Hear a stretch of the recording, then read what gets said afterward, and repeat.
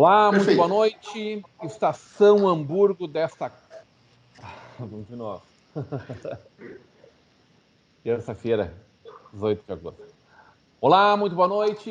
Estação São Léo desta terça-feira, hoje dia 18 de agosto de 2020. Está no ar, não ao vivo, né? Mas um programa inédito, fresquinho, gravado no meio da tarde desta terça-feira, para ir ao ar em seguidinha, a partir das 18 horas, pelo nosso canal 14 da NET e através das nossas redes sociais. Você acompanha a nossa Vale TV através do nosso site valetvplay.com, através dos nossos aplicativos para Android e iOS, através dos nossos parceiros CleanNet, a sua Clean TV, DSI TV e CDN TV. E está rolando a nossa live no YouTube, Facebook, Instagram, para você curtir, compartilhar e comentar. Comentários também através do nosso WhatsApp, 99750-1414. Horários alternativos aqui no nosso canal 14 da NET ou no nosso canal no YouTube. Muito boa noite, nossos telespectadores. Muito boa noite, essa bancada especial dessa terça-feira. Estava dizendo pro Bado aqui que estava com saudades dele. Semana passada a gente gravou só no comecinho da semana e foi uma semana cheia de muitas coisas acontecendo. Pude conversar bastante com o André, acompanhei e vibrei muito com a reinauguração da República. Muito bom a gente estar podendo voltar à vida não normal ainda, né, André Rota, mas retomando o curso da vida. Muito boa noite, André. Boa noite, Rodrigo. Boa noite a todos. E não só poder estar retomando, mas também com a segurança de que a gente tem hoje dos números do Covid já no estado já estarem decrescentes, né? Então, acho que agora, mais do que nunca, é hora da gente retomar, claro que ainda cheio de cuidados, mas agora a gente pode já começar a pensar e planejar num futuro baseado, pelo menos, que a primeira onda passou, né? Eu vi que seja só essa primeira onda também, aí sem essa de tomar caldinho na segunda, não dá. Estamos avisados já. O que aconteceu no último sábado pela manhã foi o anúncio da República de que já não tinha mais espaço para o sábado à noite, né? Já estava lotadas as reservas, né? Coisa boa, André. É que a gente que com essa restrição de capacidade agora meio que pegou a gente. Na verdade, assim, não é o grande problema agora dos estabelecimentos não é nem a restrição de capacidade, né? É a limitação dos 2 metros entre mesas. É isso que está nos pegando mais, né? Então a gente precisa se adequar. Mas por outro lado também, eu acho que a gente está construindo junto com o público esse processo, né? O processo da gente reabrir, o processo da gente ter novos cuidados. Isso vai ser tudo uma construção agora que vai demorar aí, sei lá, 1 mês, 2 aí, para que a gente tenha um movimento bom. Ô, André, mas fizemos um programa maiúsculo na última sexta-feira, hein? Junto com o João, lá da Brasel, dono da Gambrinos. Hoje ainda vi uma matéria na Zero Hora do restaurante Gambrinos, né? Que está escolhendo o seu público nessa retomada, porque, enfim, tem todas as limitações também. Com você representando não só a República, mas todo o polo gastronômico nessa retomada, esse grupo de mais de 130 empresários que estavam nesse grupo de WhatsApp, e também o GR Brit, né, do Garfão, aqui de Novo Hamburgo, que é uma importante liderança do segmento da gastronomia, né? Representantes regionais e modelos, né? Vocês todos, cada um de vocês, modelos para todo o segmento, né, André? A gente está tentando trazer isso, né? Agora o Sérgio tem uma dor um pouquinho diferente, mas independente disso, agora é o momento da gente começar a planejar e discutir como é que vai ser a retomada e tudo que a gente pode fazer para retomar, né? Eu acho que isso é fundamental agora e a gente trazer todas essas lideranças para junto a gente poder planejar esse nosso novo futuro. Assim como hoje não fala que o André é rota da República das Cervejas, mas o André é da SK Idiomas, né? O André tem várias camisetas, né? Tem o André da República, o André da Sky Idiomas, o André da Comunidade Germânica. Ontem a gente fez a primeira live do projeto aos 200 anos, né? E está sendo um projeto muito legal, que a gente conseguiu juntar mais já de 6 cidades diferentes do Brasil, e a gente vai trazer quinzenalmente, então, a discussão, esses temas germânicos, né? E nos preparar para as comemorações do bicentenário. E vamos lá, né? A gente tem que ter um monte de camisa. Hoje conosco também das escolas livres, né? O Sérgio Neto, que é dono da Uptime Idiomas e representante das escolas livres nas negociações com a Prefeitura Municipal de São Leopoldo, né, Sérgio? Muito boa noite, seja muito bem-vindo, Sérgio Neto. Obrigado, boa noite a todos aí. É um prazer estar aqui conversando com vocês, né? Nesse momento aí tão complicado, né? Eu estou representando, na verdade, as escolas livres, né? Que inclui cursos de idiomas, claro, no COI municipal, que é aquele Conselho de Operações Emergenciais, em função do coronavírus, dessa pandemia, né? E a gente está analisando, recebendo e orientando um protocolo que tem para as escolas bem bacana, bem específico, né? E a gente está nesse conselho que não é deliberativo, né? Ele é só, na verdade, de orientação e tudo mais.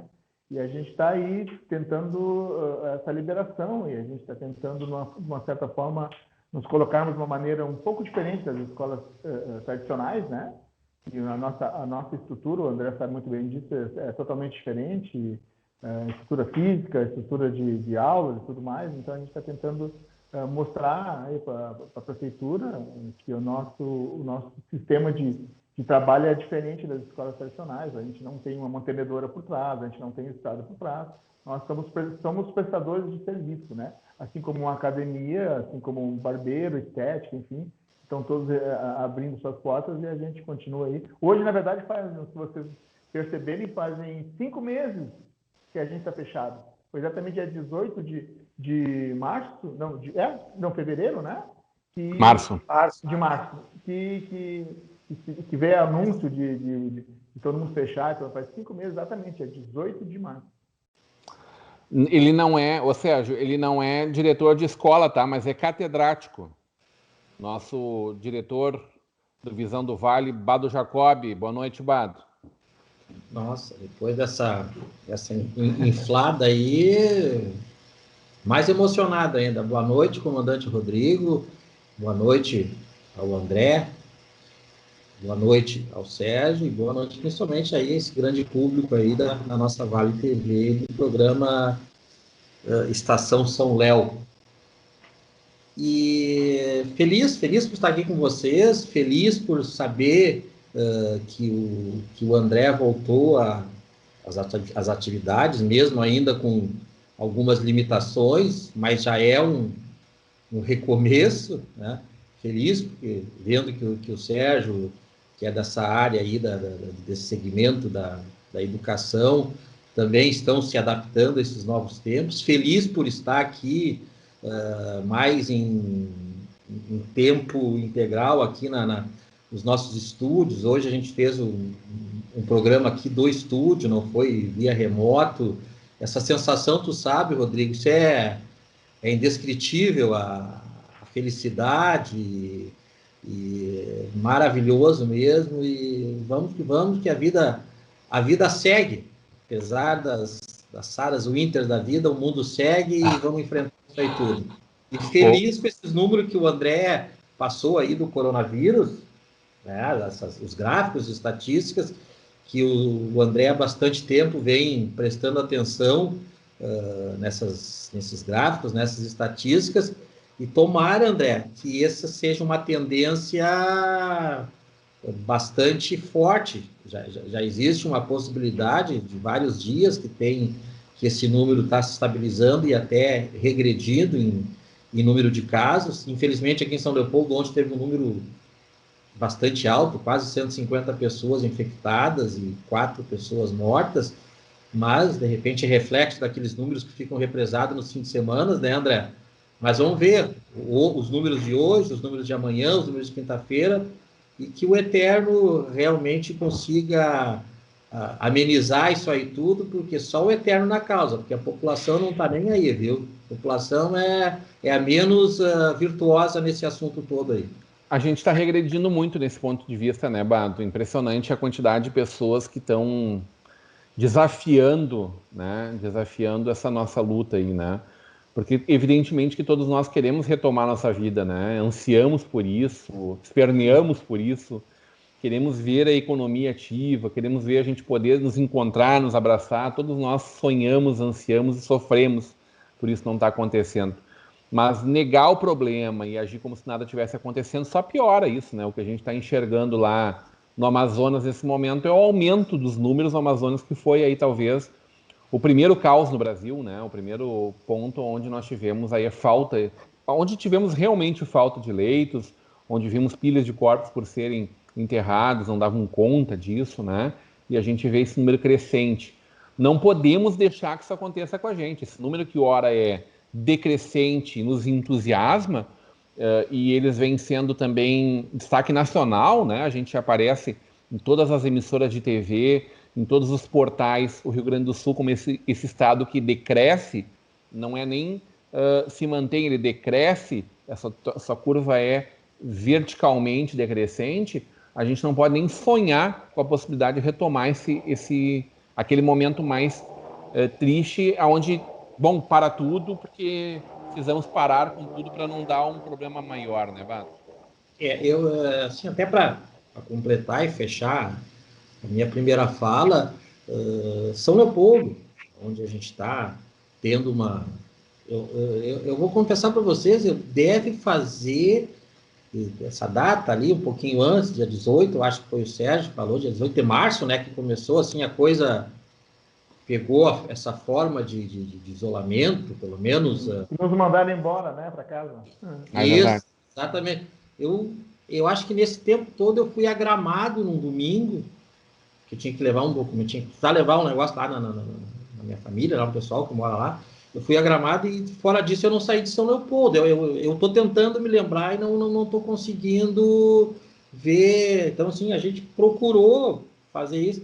E esse fim de semana, quem acompanha aí as nossas, o nosso portal de notícias, deve ter repercutido em outros, até tem nos veículos lá de Porto Alegre. Aqui no bairro São José, aqui uma rua ali, tinha 200 pessoas aglomeradas ali, precisou intervenção da brigada e vários carros apreendidos, motocicleta. Então, isso é confrontar o bom senso. Uma festa em Caxias, Bado. 500 pessoas, né? Cabeça. Mas a do bairro São José aqui, cá para nós, né? Foi toda a pandemia, né? Foi durante todo o momento, isso sempre perdurou, e ainda bem que até que, enfim, a fiscalização foi lá, né? Porque... Isso é coisa antiga, né, André? Essa aglomeração aí é antiga. O pessoal migrou lá, que ficava na nossa famosa pracinha ali do São José, né? E como a praça foi fechada, todo esse público jovem e adolescente migrou ali para a avenida ali do condomínio São José, né? Mas que bom, que ruim que isso aconteceu, que as pessoas não têm consciência, mas que bom que pelo menos a prefeitura foi lá e trouxe esse assunto e fiscalizou e fez a sua parte, né? Em Dois Irmãos, no domingo à tarde, tinham 4 viaturas da Polícia Rodoviária Federal nas margens da BR-116, cones e fitas listradas, né, preto e amarela, aquelas fitas de isolamento, para que as pessoas não ocupassem as margens da rodovia, como tradicionalmente fazem há muito tempo já, tomam seu chimarrão, se encontram, sobretudo os jovens se encontram, e a diversão da gurizada com um parque tão bonito, aliás, praças e parques tão bonitos quanto Dois Irmãos tem. Esse fim de semana, depois de uma lei municipal que imputava multa de até R$1.000 por pessoa que desobedecesse a lei, que evidentemente todos se aglomeravam ali sem máscara, nesse fim de semana teve que a nossa Polícia Rodoviária Federal, que deveria estar atendendo questões muito importantes, teve que desfocar e estar lá como babás da nossa população, né? Uma pena, uma atitude lamentável. Uma das lições que a gente vai aprender nessa pandemia, nesse processo todo, é que não é o governo A ou B o problema, não é, sabe, a polícia, qualquer coisa. O problema é o povo, né?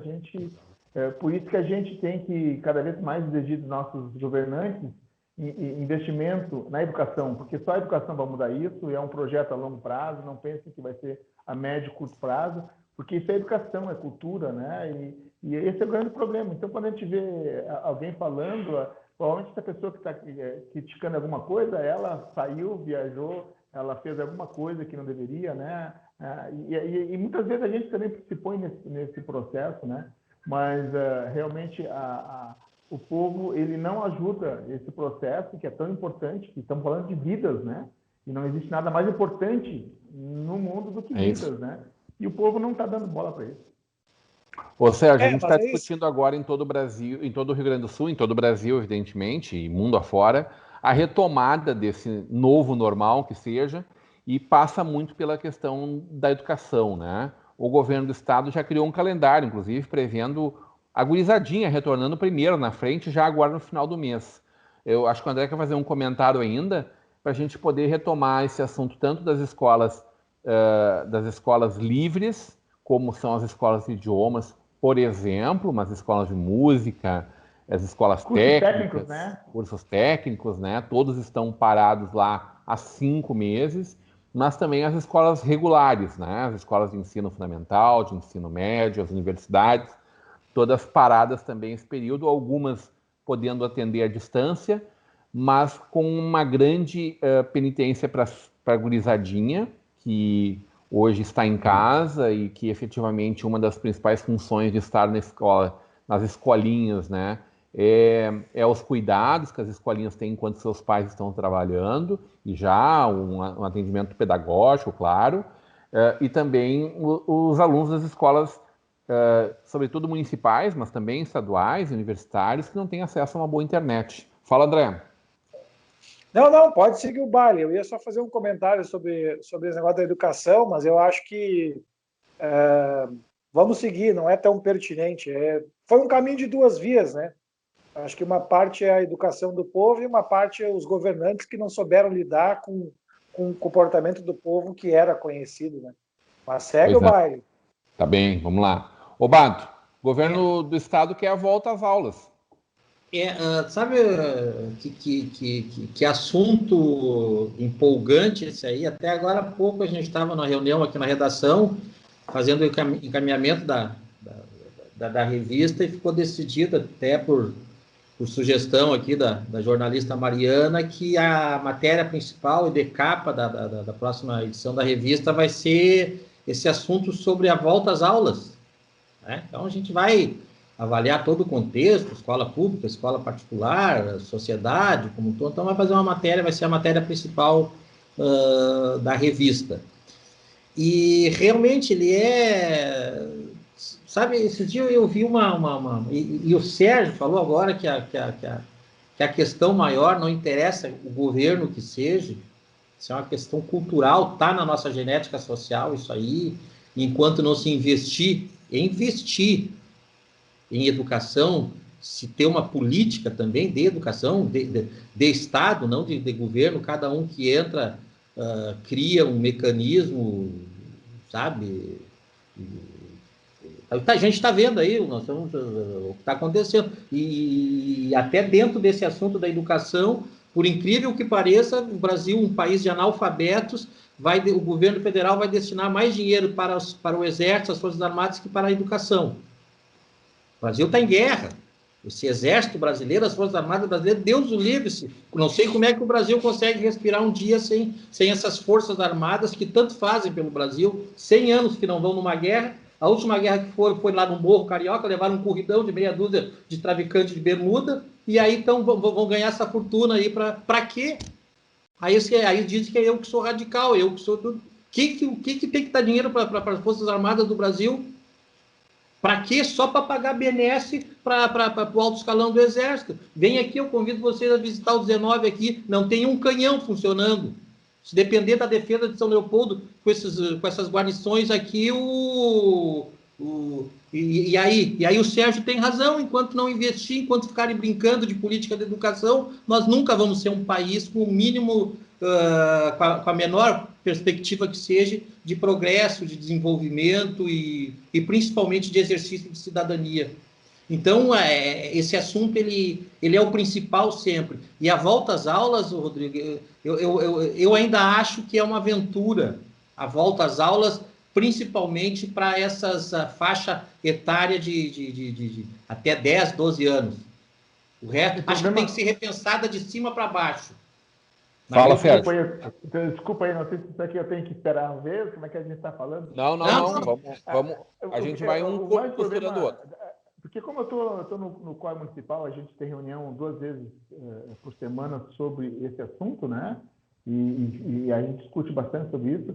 É muito complicada a volta às aulas em função do que aquela criança ela pode ser sintomática, pegar o coronavírus e levar para casa, para os seus pais, para os seus avós que moram juntos, né? É uma situação muito, muito complicada, né? A gente tem que pensar com muito... Isso é um assunto que a gente seguidamente conversa no COI lá, que a gente tem que ter muito cuidado nisso, porque a gente também, como parte do conselho, é responsável por isso, né?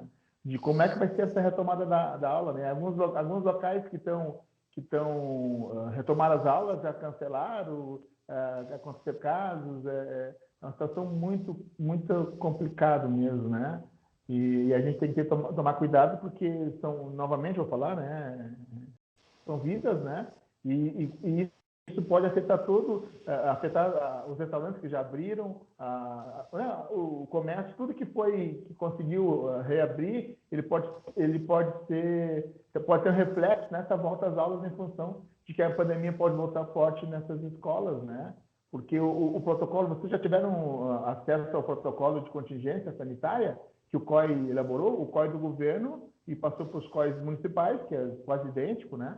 Então, é um protocolo muito, muito específico, tipo, tem que manter a distância, uma criança da outra, um aluno do outro, de 1,5 metro durante toda a permanência na escola.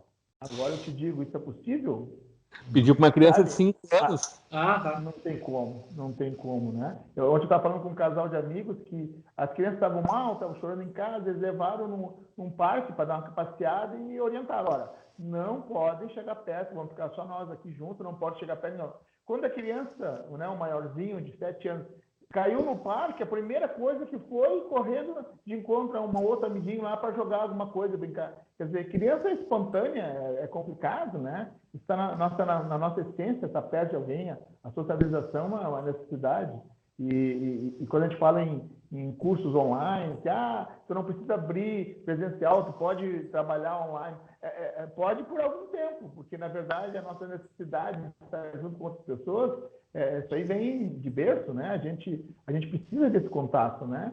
É antropológico. É complicado. Claro que em algumas situações a aula online vai ser pertinente, não tem problema nenhum, né? Mas a gente tem que respeitar a opção de cada um, né? De fazer online, de fazer presencial, coisa e tal. O que hoje está acontecendo é estamos tirando essa possibilidade, defendendo aqui os cursos livres de novo, né, André?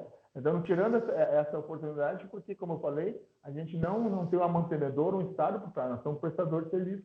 E esse plano de contingência é tão legal que nos permite, sim, executá-lo, que é uma coisa que eu já acho muito complicado e difícil em universidades, em escolas grandes como São José, Sinodal, né? Mas, enfim, o plano é muito bem feito, se for bem executado, ele permite, sim, que retorne às aulas com todo esse cuidado, né? Mais complicado mesmo para as crianças, né? Ô Sérgio, vocês estão então há 5 meses trabalhando de uma forma diferente como faziam até então. A videoaula não fazia parte do teu currículo normalmente. A online? Não. Isso. Tinha um trabalho para fazer em casa, né? Mas não era online, daí era fazer em casa com vídeos, enfim, né? Mas o trabalho é presencial uma vez por semana, né? Vocês têm ideia da quantidade de escolas que estão hoje nessa situação em São Leopoldo? A gente tem, vou falar de cursos livres, mas não vou puxar a linha só por nós, estou representando muito mais do que escolas de idiomas, né? Certo. Nós tínhamos, no levantamento que a gente fez, mais ou menos 32 empresas entre escolas de idiomas e cursos livres, né? A gente já percebeu que algumas delas já fecharam, infelizmente, não conseguiram segurar, né? Algumas a gente não consegue contato, né? Mas nós estamos aí em contato mais ou menos com aproximadamente 20 escolas direto, 22 escolas diretas, que está nesse grupo de escolas livres, né? Todas elas conseguiram manter algum faturamento com as aulas à distância? Não, algumas não. Algumas são simplesmente fechadas porque são aulas técnicas, né? De práticas técnicas. Como é que eu vou dar aula prática online? Não tem como, né? Sem o professor do lado ali. Algumas realmente estão fechadas em uma situação muito delicada, né? E daí que a gente não consegue entender que academias estão abertas, barbeiro e estética estão abertos, né? E eu acho que tem que estar, cada um tem, eu não estou dizendo que tem que ir lá e fechar, é importante dizer isso, né? Não estou dizendo que tem que ir lá e fechar. Não, mas o que a gente percebe é que se essas escolas podem, se esses serviços podem ser abertos, por que a gente não pode? porque a gente não vai encostar no aluno, assim como o barbeiro encosta. O barbeiro fica ali 30 minutos fazendo a barba da pessoa, cortando o cabelo da pessoa, né? Estética também. Então eu pergunto, por que esse estabelecimento pode e um curso de livre não pode? Né? Esse critério é que cria uma ansiedade e um descontentamento com o nosso segmento de cursos livres, né? Porque não justifica, né? Em torno de quantos profissionais estão envolvidos nessas 30 e tantas escolas, Sérgio? Eu fiz um cálculo, a média, vamos tentar pegar uma média de 8, tá? Eu acho que a média é um pouquinho mais. Vamos pegar de 8 funcionários, 8 colaboradores por escola. Nós estamos falando aí em 240 profissionais, sendo que, se considerar uma família de 4, nós estamos falando em aproximadamente 1.000 pessoas. Né, que e isso, nem todos com dedicação integral, é claro, mas a maior parte deles com muita dedicação, sendo a sua principal fonte de renda, né? Exato. Mas o mais importante não é as pessoas, os funcionários, é as pessoas que estão recebendo esse serviço. Porque tu vai perceber, muitos estão ali, principalmente nas escolas técnicas. As escolas de idioma, na verdade, ele está ali para manter o emprego, de repente, porque a empresa precisa, para se lançar numa outra aventura, num outro cargo profissional. Mas as escolas técnicas estão ali, muitos alunos estão ali, para ter uma capacitação e poder trabalhar. Né? Daí entramos de novo na educação. O cara está se preparando para conseguir um emprego. Daí, no meio desse processo, não pode ter aula. Então, ele não tem nem habilitação, não tem nenhuma qualidade técnica para vir a procurar emprego, que é hoje um grande problema, né? O desemprego está aí batendo. Então, tudo isso faz com que a gente repense tudo isso e fica ansioso esperando exatamente esse tipo de coisa, né? André. Rodrigo, é que assim, a gente volta para aquilo que a gente sempre falou, né? Infelizmente, para os nossos governantes, o que mais falta é bom senso, é a capacidade de dialogar e de entender as diferentes nuances de todas as situações, né? É muito mais fácil colocar todas as escolas num balaio de gato e fechar aquele balaio e dizer, não quero me responsabilizar. É muito mais fácil, como eles fizeram no primeiro momento, dizer que os bares noturnos, que a vida noturna, o que vendia cerveja, era onde transmitia o coronavírus. Aí fecha uma sacola e joga aquele povo para um canto e não deixa trabalhar. Então, a gente volta para isso, né? Como é impressionante a falta de sensibilidade, né, das autoridades públicas e a falta de bom senso que eles têm para tentar ajudar a gente a resolver o problema. É sempre a mesma história, sempre a simplificação, né, de uma solução mais fácil, que é simplesmente deixar todo mundo fechado, deixar todo mundo quebrar. A gente já falou isso no outro programa, né? Não dá nenhuma linha de crédito, ou a linha de crédito que dá não chega a quem precisa, que é nós empresários, entendeu? E aí é simples, só falar o seguinte, fica em casa, fecha, entendeu? E eu lavo minhas mãos. Aí é muito fácil governar, né? Quem me dera eu pudesse gerir minha empresa assim, dizer, clientes entram, comam o que tem, que eu quero que seja assim, bebam, gastem o máximo possível cada um e deu. Mas como fazer? Não interessa, vocês têm que fazer isso. Fácil vocês têm que vir aqui pronto. O meu cliente vem aqui na República e gasta R$200 cada um. Pronto, eu quero 1.000 clientes por noite. Só quando o Bado vai eu posso gastar isso. Não, mas é muito prático isso, né? A solução de simplesmente não conversar e de simplesmente não flexibilizar e não entender todas as nuances que a economia tem é a solução mais prática, né? E cá para nós, né, não deixa de ser uma solução ditatorial, né? Porque é muito fácil, só fecha e pronto. Pessoal, a segunda lição que dá para se aprender nessa pandemia, a primeira foi o povo. A segunda é a falta de gestores competentes que a gente tem no Brasil. Não é só em São Leopoldo, Rio Grande do Sul, é no Brasil. Cara, não existe nenhuma estratégia. Qual foi a estratégia para passar essa pandemia? Não houve estratégia nenhuma. Não houve. No município nós não temos nenhuma estratégia, que o André falou. Qual é a linha de crédito que ajudou algum empresário, né, local? Não. Vamos fechar, manda a fiscalização fechar. A gente fala isso no governo estadual, o nosso governo lá, o governador ficou desenhando mapinha, mas não foi para a batalha, não foi para a rua.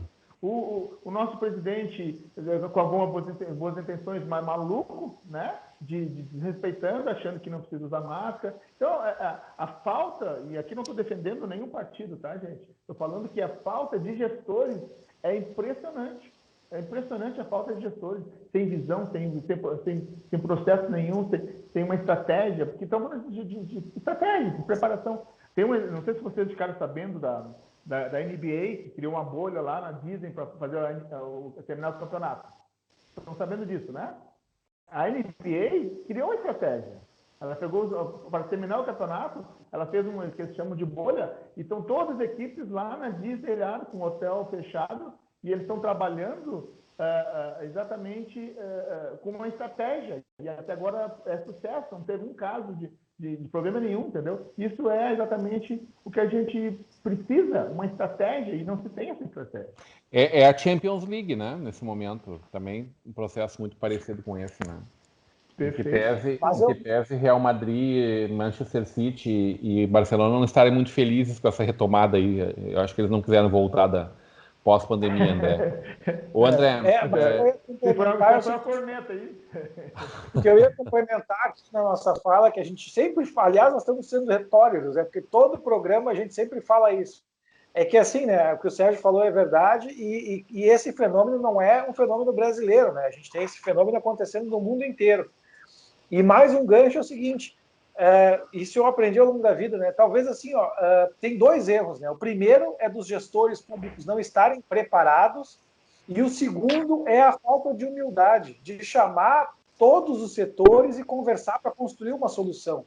Porque por mais que ninguém tivesse preparado para passar por essa crise, qualquer solução que tivesse sido consensada com todos nós seria melhor do que simplesmente se acovardar, né? Ou simplesmente tomar uma decisão mais fácil, que era simplesmente fechar tudo por 5 meses.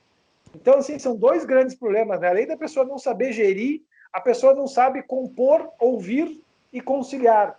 E aí, quando a gente fala nesse compor, ouvir e conciliar, talvez esteja aí, né, o que a gente sempre discute também, a estratégia de países governados por mulheres que conseguiram se sair melhor em suma dessa crise, né?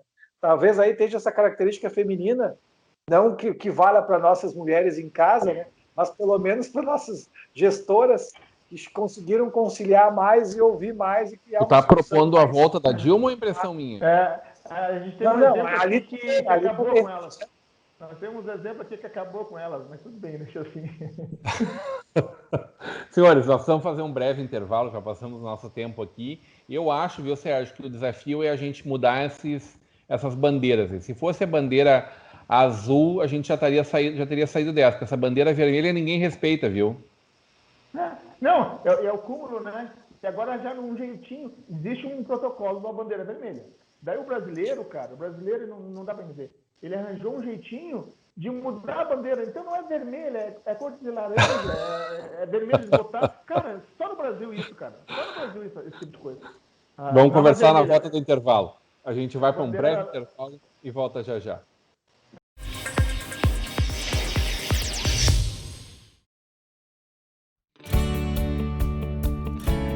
A Scala é uma empresa que presta serviços de venda de suprimentos, venda de equipamentos para escritório, a manutenção e o serviço de locação de equipamentos.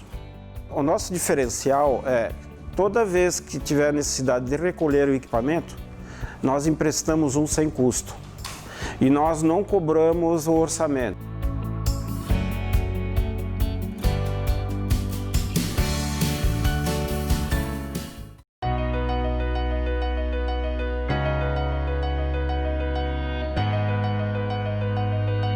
Falando um pouco dos 30 anos da Forrotec, uma empresa que se estabeleceu no mercado setor calçadista de componentes em Novo Hamburgo e vem nesse tempo todo desenvolvendo produtos de alta performance, de qualidade para o setor calçadista, moveleiro e artefatos.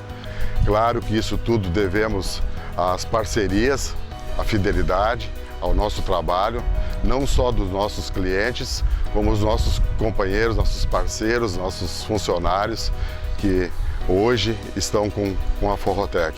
Então, vai aqui o meu agradecimento dos 30 anos.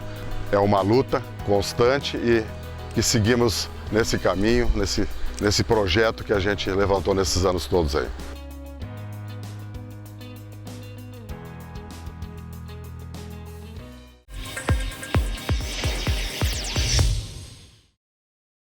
Estação São Léo de volta nesta terça-feira, agora 18 de agosto, são 15 horas e 18 minutos, em seguidinho está no ar, às 18 horas, o nosso Estação São Léo desta terça-feira. A gente conversava no primeiro bloco sobre a evolução da Covid, ainda falando muito sobre isso, mas evidentemente sobre emprego, sobre geração de emprego e renda, sobre retorno da educação das escolas regulares, das escolas livres. Hoje, representando aqui as escolas livres, o Sérgio Neto, da UP, e o André Rota, da SK Idiomas. Mas lembrando aí que são dezenas de escolas da nossa São Leopoldo, das mais diversas áreas, né? Cursos profissionalizantes também, né? Cursos técnicos, né? Além das escolas de idiomas, escolas de informática, escolas que de alguma forma preparam também ou profissionalmente ou aperfeiçoando os profissionais, né? Claro, evidentemente também como pessoas que querem simplesmente aprofundar seu conhecimento.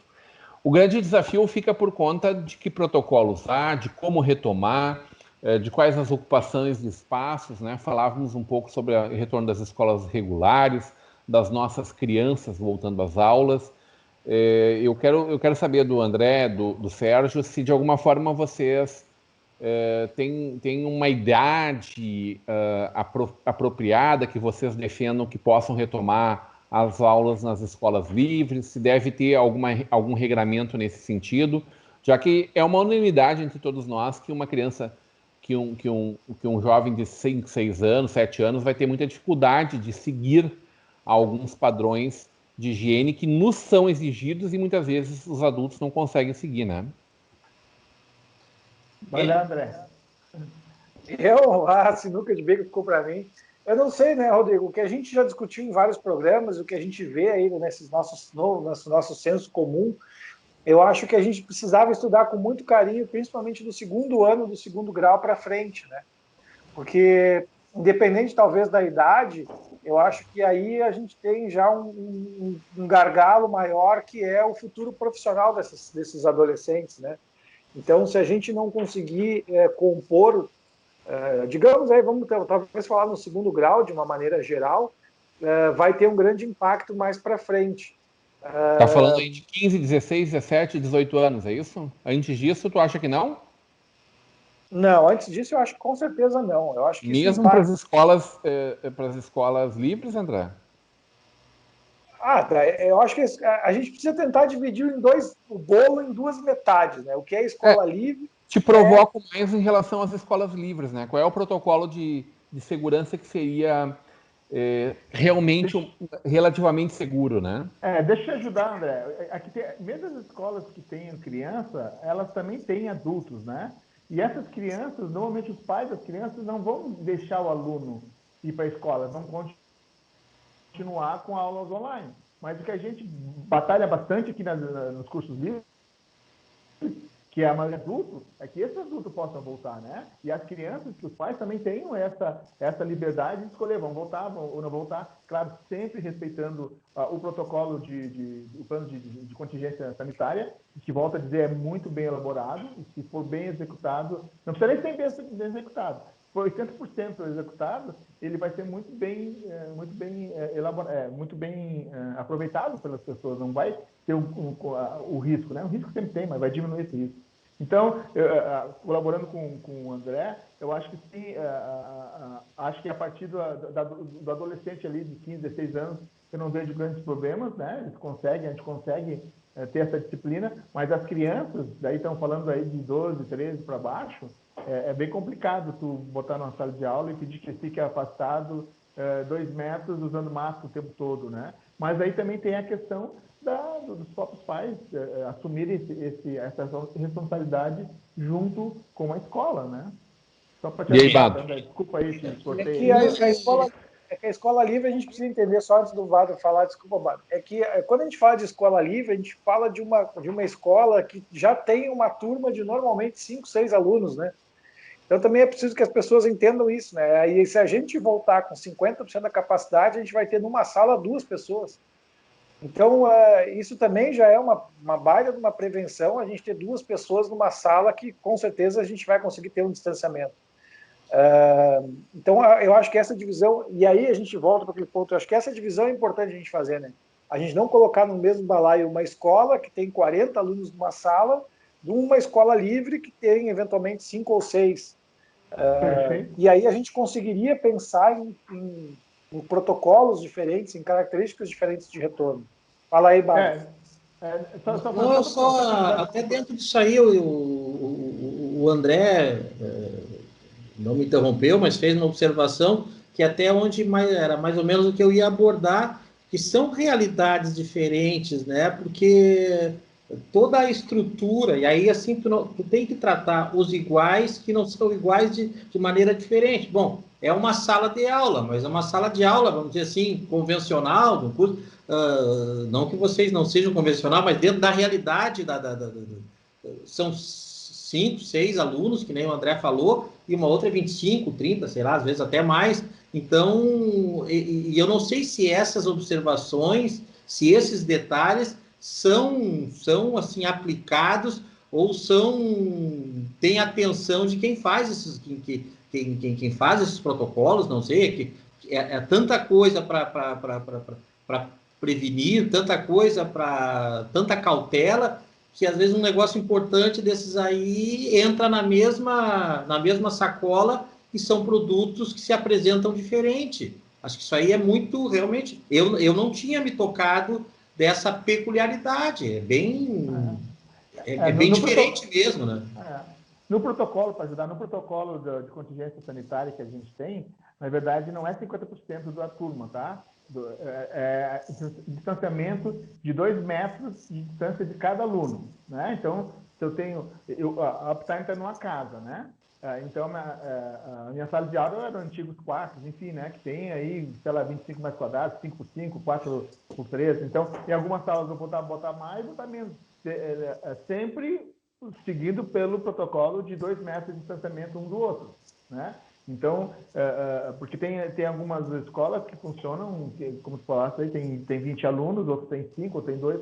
Então, o protocolo, ele orienta a ter 2 metros de distanciamento de um aluno para o outro com máscara, né? Então, esse é o protocolo. Na verdade, 2 metros sem máscara, mas a gente está preferindo fazer os 2 metros com máscara mesmo para evitar qualquer problema, né? Então, daí, na verdade, não é 50%. Na semana passada, conversamos com o pessoal dos restaurantes e agora com as escolas livres. É uma unanimidade, dificuldade de chegada de recursos financeiros para apoiar esses empresários, tá? O governo federal fala em pouco mais de 6% do dinheiro disponibilizado. Esse número aumentou na última semana um pouquinho, mas também não é muito mais do que isso. De recursos disponíveis na ponta, onde precisaria estar chegando, né? Por outro lado, a gente vê a discussão interna dentro do governo federal dos gastos públicos, né, da retomada dos cuidados fiscais, aí, de não ultrapassar o teto das despesas, né, como uma forma de conter a inflação, inclusive, e a sanidade fiscal do nosso governo, sanidade fiscal, financeira, né, do nosso governo. Isso causou, na última semana, mais 2 baixas no Ministério da Economia, né, já foram ao todo 6 nos últimos meses, e se fala muito da possibilidade de queda do ministro da Economia, do Guedes, né, que é esse guru, é o posto Ipiranga aí do nosso presidente, se elegeu muito com uma plataforma de entregar tudo para ele. Mas esse entregar tudo para ele não tem se confirmado, né? O presidente está com muita dificuldade de levar adiante o projeto de reformas que o ministro Guedes tinha para o Brasil, tem para o Brasil, enfim. E agora esses confrontos estão se tornando públicos cada vez mais, né? A gente viu recentemente, nos últimos 3 dias, um diz uma coisa, o outro vai lá e diz. O presidente vai e toma publicamente ao lado do presidente da Câmara e do Senado uma posição, e depois, no momento seguinte, ele fala o contrário, de que não vai respeitar o teto de gastos, aí volta a público a carga total, o ministro Guedes dizendo que vai respeitar, sim, senhor. Só que o que está acontecendo é que a gente ainda precisa de um apoio para as nossas pessoas que estão sem poder trabalhar, E com os empresários, que a maior parte são pequenos e médios empresários, né? Onde esse dinheiro nunca chegou de verdade. Até agora, grandes empresas e os bancos e parte da nossa população, onde chegou parte desses R$600 de ajuda, foram os que foram contemplados. A maior parte do povo e a maior parte dos empresários, grande parte dos empresários, não está atendido nisso neste momento, que é o momento mais difícil, né? Mais duro, o da retomada, ou de alguma retomada, do início de uma nova caminhada, né? Isso aí, assim, são duas questões assim bem específicas em relação à política econômica, à política fiscal do governo federal. Primeiro que o que foi votado, as pessoas pouco se atentam a isso. O Congresso Nacional ele votou abriu a possibilidade da existência de 2 orçamentos no mesmo ano, 2 orçamentos federais. Então abriu, digamos assim, um cheque especial para o governo federal de 520 bilhões para ser gasto dentro para tentar amenizar de alguma forma a crise do coronavírus. Desse valor, pouquíssima coisa, Rodrigo, foi na prática. O que foi realmente, e é isso que o presidente Jair Bolsonaro está insistindo em manter, é o auxílio emergencial, que isso está gerando popularidade para ele. Isso é a bandeira do presidente Jair Bolsonaro. E confronta com a política fiscal mais ortodoxa do Paulo Guedes, que foi, como é que digamos assim, foi levantado a uma entidade que avaliza o governo, mas o Paulo Guedes, ele criaram a figura do avalista econômico do governo federal. Paulo Guedes, super-ministro. Rodrigo, é só olhar o histórico. O Paulo Guedes não tem histórico nenhum de políticas públicas nem nada, sempre foi banqueiro. Tá? E o Paulo Guedes, assim, se fosse ele, por exemplo, a reforma da Previdência não tinha acontecido. O cara que foi o operador dessa reforma e viabilizou a votação e aprovação dela no Congresso Nacional é o Marinho, aquele que é a menina dos olhos do presidente Jair Bolsonaro para assumir o Ministério da Economia. Então, o Paulo Guedes, assim, objetivamente, ele está entrando no mesmo processo de fritura do Sérgio Moro. Paulo Guedes é ministro, mas não manda mais nada. Eles só estão fazendo esse discurso de estar prestigiado e tudo mais. É questão de dias, talvez, um mês, e olhe lá, ele está fora da barca. Mas será que o pessoal vai aceitar isso tão bem quanto aceitou a saída do Moro, por exemplo? Aceita pelo seguinte, o Paulo Guedes é um representante do sistema financeiro. O sistema financeiro está tranquilo. Quando digo sistema financeiro, o sistema bancário, o sistema, sabe, os agiotas, os sugadores da sociedade brasileira. Então, o Paulo Guedes não tem, assim, é o sistema. O Paulo Guedes é um instrumento, eles tiram o Paulo Guedes e vão botar outro. Porque a política fiscal do governo do presidente Jair Bolsonaro é toda ela benéfica ao sistema financeiro. Nunca foi tão benéfica ao sistema financeiro. Aí o pessoal diz, o governo federal liberou 1 trilhão e pouco. Na realidade, foi a questão do compulsório, né, que eles diminuíram. Mas liberou, porque esse dinheiro que estava lá preso, os bancos podem utilizar com esses juros astronômicos. Isso não é beneficiar o banco? Na verdade, aquele dinheiro estava lá, né, num depósito compulsório, no Banco Central, e o governo liberou 1 trilhão desses compulsórios para os bancos, a grande maioria privados, 2, 3 bancos utilizarem com esses juros extorsivos aí. Então, assim, é um pouco mais complexa, se mistura um pouco, mas tu vai ver que o sistema financeiro está tranquilo. E volto a dizer, o Paulo Guedes está com os dias contados, ele não fica no governo durante muito tempo, até para manter o discurso dele. André. Caro e nobre e ilustre colega Bado Jacob. Vem bomba aí, Bado. Tem razão, mas eu acho assim, independente, talvez, né, vou te dar razão e te alfinetar. Talvez aí esteja o grande contrassenso, né, e aí o que a gente precisa mudar no Brasil. Eu acho que uma pessoa que não tem experiência pública, que tem experiência privada, como talvez o Guedes, deveria sim ter mais voz no governo, e acho que aí a gente tem um grande problema político no Brasil, né? Quando a gente não consegue implantar uma política privada no poder público, porque a gente acha que no poder público é diferente. Agora não estou dizendo a tua, agora não estou dizendo que tu falou, tá? Mas vou usar isso como exemplo. O cerne do problema nosso no Brasil é esse, entendeu? É a gente não a gente não conseguir fazer o que tem que ser feito, porque a gente só vai conseguir fazer o que é negociado com deputados, com vereadores e com senadores. E aí a gente vê exemplo de países, e eu vou usar um exemplo comunista para ti, tá, Bado? Como a China, que na China é o seguinte, eles fizeram economicamente o que tinha que ser feito e o que tem que ser feito para o país crescer, independente do partido, do vereador, entendeu? Eles chegaram lá e fizeram um plano de governo de 40, 50 anos, muito mais, né? E aí aquele plano foi botado em prática, e foi feito e pronto.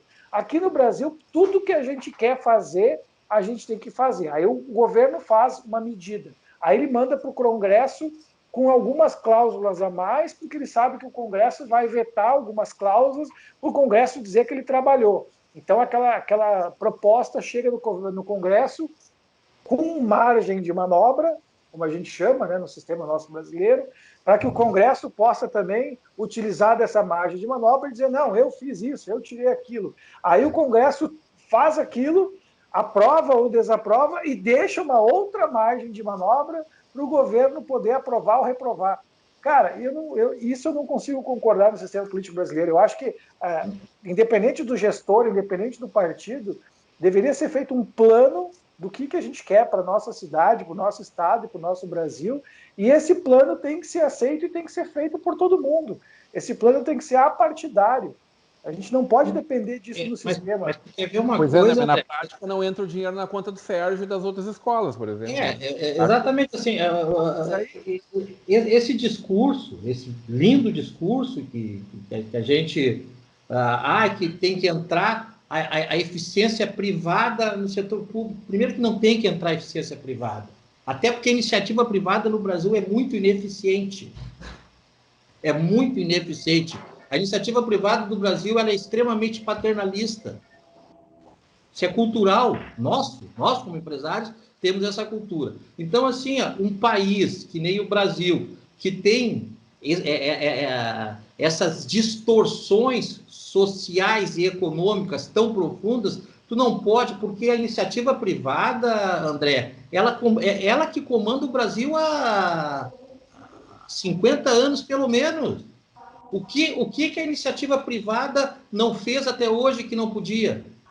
Me diz uma coisa. A reforma tributária? A reforma tributária não tem nada. Isso é um discurso que não atinge a iniciativa privada.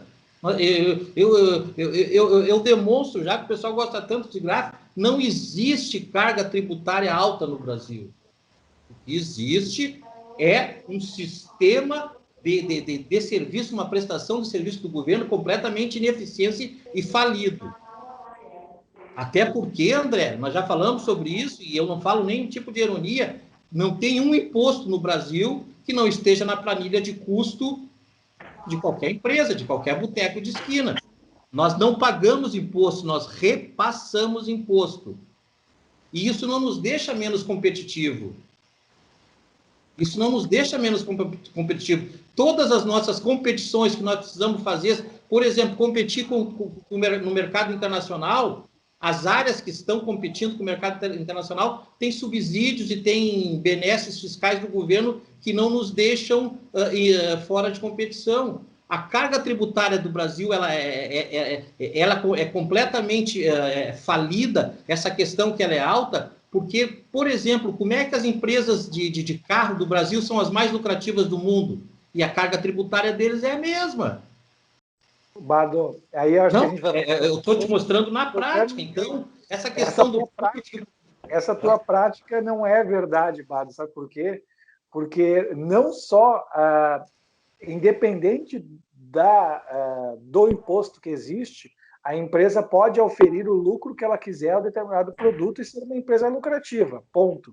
Isso. Agora, a tua fala vai por água abaixo que o custo do Brasil não é alto quando todo mundo consegue comprar qualquer produto pelo Alibaba ou por qualquer site que traz o produto de qualquer outro país e esse produto chega no Brasil mais barato do que o produto feito no Brasil. E eu vou te dar um exemplo. Eu tenho 20 anos de indústria metal mecânica e trabalhei principalmente em forjaria e o aço, e hoje peças forjadas, seja elas qual forem, para componentes automotivos, chegam no Brasil a um custo por quilo, que é o custo que o Brasil hoje cobra pelo aço. Então, assim, isso tu tem partes que tu tem razão na tua fala e partes não.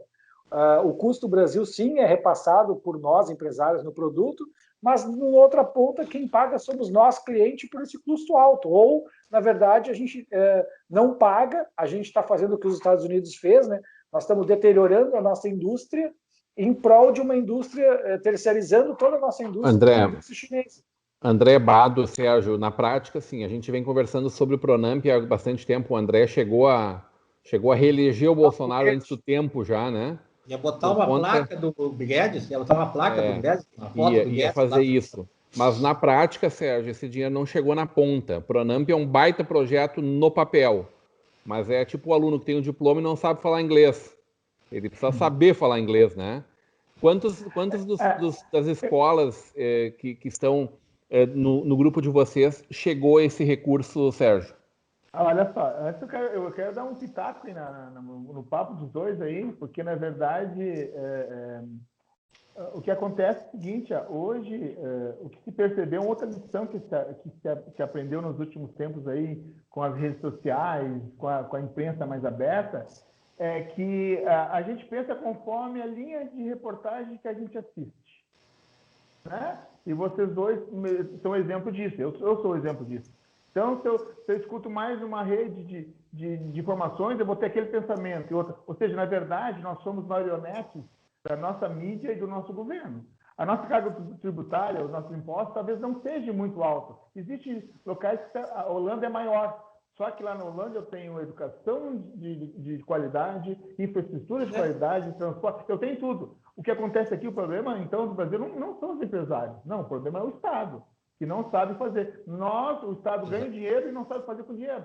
Tanto é que foi 13 anos aí de muita corrupção, né? E eu tenho uma tendência, assim, a gostar do governo da direita, porque nesses 13 anos aí, o que aconteceu foi exatamente isso. A esquerda acabou com o país, nós estamos aí com uma dívida enorme, nós conseguimos... Hoje, o país que mais investiu nesse processo de coronavírus foi o Brasil. Tirando os Estados Unidos, nós somos o segundo país que mais investiu em termos de ajuda, que seja político, né? Daí tem que usar as suas armas, mas foi o Brasil, né? Nesse sistema aí de ajuda, de dinheiro, de R$600, enfim, por aí.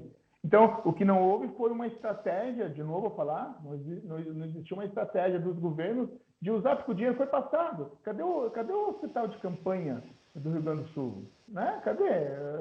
São Paulo foi usado, abriram, fecharam sem nem ter usado. Então, a falta de planejamento é um grande problema do brasileiro. Né? Eu falei que eu morei nos Estados Unidos 4 anos, e essa cultura do americano de planejar tem defeito, todo mundo tem defeito, né? Mas essa cultura deles planejar é fantástico, né? Tá aí os exemplos do coronavírus com a questão aí do... mas no coronavírus você estava botando... Morreu gente em Nova York por falta de planejamento, você não tinha como planejar. Exato, ok. Não tinha. Essa questão do coronavírus não tinha. Mas olha só o que aconteceu. Depois que aprenderam a lição, eles estão se planejando. Tanto é que não voltaram um campeonato lá da NBA que, assim, de qualquer forma, não, fizeram um planejamento, né? E sempre vai se errar, não estou dizendo que não vai se errar. Eu quero dizer que hoje nós estamos muito suscetíveis a tipo de informação que a gente recebe. Na verdade, a gente não sabe o que exatamente está acontecendo lá. Eu, às vezes, acho que o Bolsonaro é um baita de um idiota. Mas outras vezes eu penso, puta, não, ele não é tão idiota assim, eu acho que ele é muito inteligente, porque ele tira o foco dele, aliás, ele chama o foco dele quando outras pessoas estão trabalhando lá num projeto, enfim. é muito complicado esse tipo de coisa, né? Então, eu só quero dizer assim, para terminar o assunto, a gente não alongar muito, é que a gente está muito suscetível ao tipo de informação que a gente recebe. Tem gente que só recebe informação na internet. Ele vai falar o que tem internet. E como tem os algoritmos aí da internet, ele vai ter aquilo ali. Outro só pega informação de um canal de direita, o outro do canal de esquerda. Então, é muito complicado a gente dizer, não, é isso. Não, pode ser isso. Na verdade, a gente vai saber daqui um pouquinho, né? Não é agora que a gente vai saber. Eu não tenho... O fluxo de informações, a gente tem que ser... Primeiro, a gente tem que se capacitar para receber a informação, né? E as informações formam ou deformam a nossa linha de pensamento. Mas, se tu prestou atenção lá na minha fala, que eu digo assim, a carga tributária do Brasil ela é menor que, acho que tu falou da Bélgica, da Holanda, é menor. O problema todo é a prestação de serviço do Estado, que é falha nossa. Então, é esse discurso que a gente não pode entrar. E aí, só que assim, nós temos que entender as diferenças. Isso não tem nada de discurso socialista, não. É uma questão social, humanitária. O Brasil tem uma diferença social muito grande. E se não houver, se deixar, por exemplo, os banqueiros continuarem comandando o Brasil, assim como foram nos 13 anos que vocês disseram que destruiu o Brasil, e não foi um governo de esquerda. Desde quando o governo do PT ou do MDB, era o PT, MDB, PP, todos os partidos participaram disso. Nunca foi de esquerda, sempre foram os banqueiros que tomaram conta do Brasil, da economia do Brasil. O Brasil nunca subsidiou tanto grandes empresas, nunca subsidiou os bancos, nunca subsidiou tanto o mercado. O que teve foi um pouco mais de políticas sociais que o próprio Bolsonaro está fazendo agora e quer continuar. O Bolsonaro hoje está fazendo o mesmo critério populista que fazia o governo anterior. Então, é muito complexo essa questão do Estado. Estamos chegando ao final do programa de hoje. Eu precisaria pegar um fechamento desse momento especial com você. Mas esse acho que é um debate interessante para o programa. Aí, o professor Sérgio e o André são páreo bom para esse tipo de conversa. Conta firme para um próximo debate, Bado. Vamos abrir mais uma hora para a gente continuar conversando. O debate sempre é produtivo, né? O que eu queria, só para terminar, então, que a gente está terminando aí, que é meu objetivo aqui, depois vou me cobrar no grupo lá, é que a gente quer uma atenção maior por parte do governo municipal para rever essa situação dos cursos livres, né? Que está sendo muito prejudicado, que não está sendo analisado de uma forma criteriosa, né? Que se fosse, nós já estaríamos abertos com toda segurança, e a gente quer que se alguém aí do governo municipal esteja nos assistindo, né, que abra uma porta. A gente está tentando conversar com o prefeito para mostrar exatamente o que está acontecendo. A gente não teve êxito ainda, né? E eu espero que alguém aí da prefeitura esteja nos ouvidos e que possa abrir essa porta para que a gente possa lá conversar com o prefeito e explicar a nossa situação, porque ninguém vai explicar para ele melhor do que nós mesmos, né? Eu posso até pedir para alguém lá, André não, vai lá, Rodrigo, explica para o Hugo. Tu não vai ter os argumentos que nós temos, porque nós vivemos essa situação. Nós estamos aí no vermelho, nós estamos com os nossos alunos batendo na porta, cancelando o curso. E, sabe, coisa que a gente construiu aí, eu estou há 12 anos, 13 anos nesse negócio, e daí tu começa a ver os alunos, o teu negócio, que tu investiu tanto, sabe, começar a simplesmente terminar porque não existe uma atenção, como o André falou, um cuidado com o nosso segmento. E agradecer a oportunidade, Rodrigo, aí, de estar participando aí com vocês. Sérgio, obrigado a ti por ser representante, né, porta-voz desse grupo, e utilize sempre a nossa emissora como um canal de comunicação entre vocês, de vocês com a sociedade, de vocês com o poder público. Bem-vindo sempre, parabéns pela tua explanação aí, que acho que foi bastante... foi perfeita do início ao fim. Obrigado, muito obrigado. Viu? Bado Jacob, ponto final, Bado. Não, meu ponto final é torcer, viu, Sérgio? O André é assim com os homens ali na prefeitura, não sei, é ele que abre a porta. Eu ia falar isso, viu, Bado? Mas daí eu disse, depois que eu sair do ar, eu vou falar. A não consegue abrir as escolas, não entendi, André, agora. Segundo passo, André. É isso aí. É o próximo foco de atenção dele agora, Sérgio. Então. Não, mas, viu, comandante Rodrigo, obrigado pela oportunidade mais uma vez, participar dessa bancada maravilhosa, sempre que com o André e com você aí. uma alegria também participar com o Sérgio. Eu sempre digo, coisa boa a gente interagir, conversar e até em algum momento debater com pessoas inteligentes, com pessoas... Olha, eu sempre digo, eu quero é conversar com gente que não pensa parecido comigo. Viva a diferença, né? Não, mas no fim a gente pensa a mesma coisa. Às vezes a gente fala diferente e quer pegar um com caminho de paralelepípedo, outro com asfalto, e até, às vezes até com cascalho tem gente que gosta. Mas o que eu considero é assim, ó, que importante esse momento. Eu torço por vocês que representam essa área tão importante aí da educação, né, que vocês consigam o mais rápido possível chegar perto de uma normalidade, André e Sérgio. E sábado agora, assim, eu não quero nem saber, André. Nem que eu tenha que chutar a porta. Eu quero lugar para mim lá, André. Nós estamos todo prédio lá, sabe? Ô, Bado, eu ia te convidar para a gente ir junto, mas vai estar muito frio nesse sábado. Eu não vou estar junto, não. Eu tô ficando velho para essas coisas. Eu tô velho para essas coisas. Vai tu que é um guri. Eu sou um cara que nasci em Bom Jesus, mas nasci no lar. Eu sou um baiano que nasci em Bom Jesus. André, von Bismarck Rota. Teu ponto final, André. Meu ponto final, aproveitando o gancho, deixa eu trazer um pouco de dados, então vamos falar assim. Nosso tempo está estourado, André. Hoje estamos mal aí. Na corrida, por favor.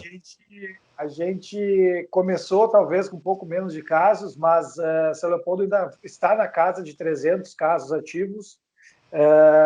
Ante um patamar de 15 dias atrás, que a gente chegou a bater em 533. Então, a gente está num platô, sim, e que tomara que esse número continue, que a gente possa retomar a normalidade da vida, das escolas livres. Claro que todo mundo com seus cuidados. Valeu, boa noite. Valeu. Obrigado essa bancada maravilhosa dessa terça-feira. Nossa Estação São Léo de hoje fica por aqui. Voltamos na próxima sexta-feira, em princípio, está marcado.